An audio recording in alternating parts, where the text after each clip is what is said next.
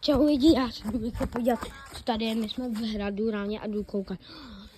Tady je to husťána. Tady je nějaký krb. Jdu se podívat do dalších.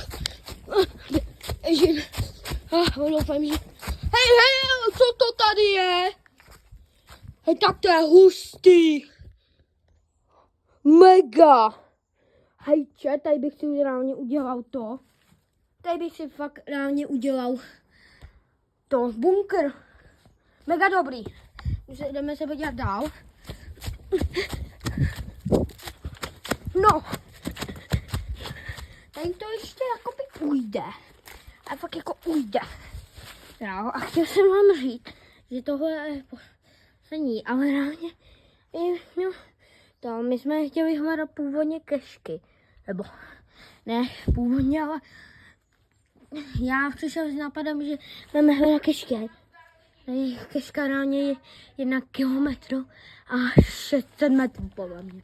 Ale a škoda, že neskovají tady kešku dál. Bylo by to dobrý, tak čau.